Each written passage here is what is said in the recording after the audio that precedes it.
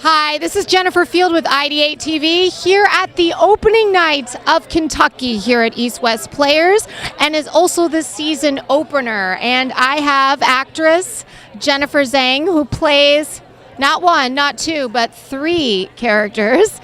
She plays Sylvie, the cat, Nicole, one of the best friends, and also Bridesmaid 2. Now, I heard from Dina that the original production in New York, the off-Broadway world premiere, each of these characters were separate actors, and they combined these three, essentially knowing that you could do the job.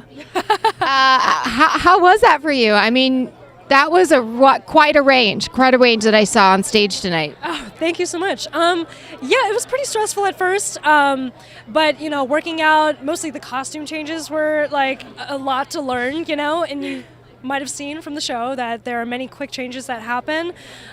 So I think playing the characters were kind of like the easy part because they're so well written, The way that Leah has mapped out all of her characters is just so filled with heart. So whenever you just breathe life to her words, they just come to life on stage. But yes, for the most part, it was just stressful to learn all the quick changes, but as soon as they were gotten down, magic happened, Sometimes quick changes occur on stage, sometimes they occur off stage in a matter of about 15 seconds. So yeah, it's been a challenge, but I mean, it's really rewarding. And was that you actually meowing on stage? It sounded really real. Yes, that was me. That was me meowing. Yeah, I put that on my resume, actually, dog and cat sounds. So there you go. They're like, let's call her in. Yeah. Is this your first time gracing the East West Players stage? Yes, this is my first time at East West Players. I've actually dreamed about acting on this stage for quite some time. I mean, growing up in LA and being Asian American, I've always dreamed of finally getting to perform for the East West Players because they're so devoted to committing to telling Asian American stories. So getting to finally be on the stage is really, truly an honor.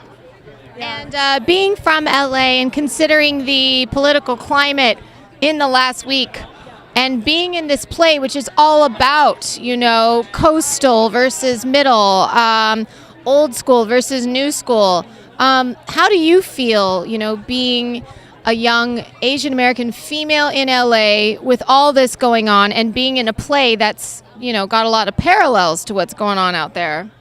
Yeah, I'm really glad you asked me that because I was thinking about that all throughout this process. I mean, our cast is really tight-knit, and we luckily are all very dedicated to, learning about politics, actually. So, when everything was going on the day of election, we were all just really crying backstage. I bet Yeah. crying. And a couple of us went out to the protests every night, as soon as the results came out.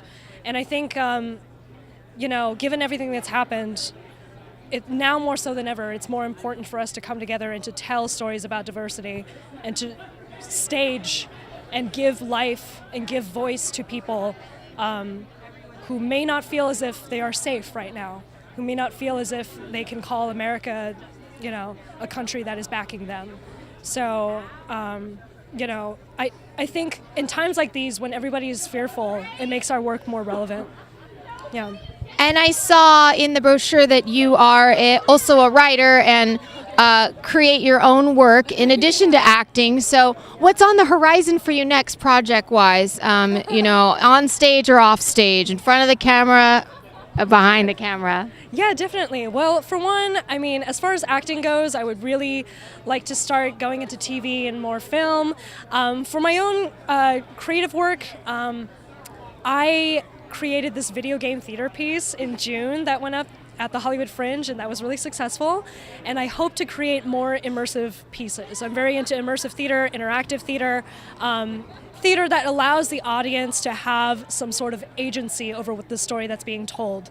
So I think in a time when it's easy to sit behind a screen and profess your side of politics or to discuss things without actively engaging, it's important to have people feel as though they are responsible for what happens next.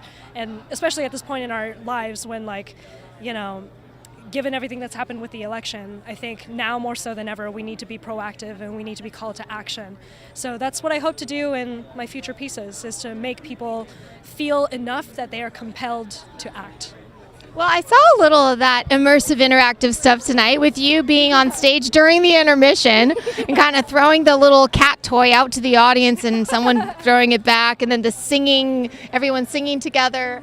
I think there was a couple of sides there too, and did the straight to audience microphone stuff. So a little of that is kind of what you're talking about, right? Yeah, exactly, definitely. I mean, the more that you can have a conversation with the audience, the better, because theater is all about having a shared live experience, like something that you can't really duplicate. It's about community building, and which is why this is such important work, As soon as you can have a live experience with someone, you humanize them and you feel tightly knit as a community. Yeah. Wonderful. Thank you so much, Jenapher. Thanks. All right, Jenapher Field with ID8 TV.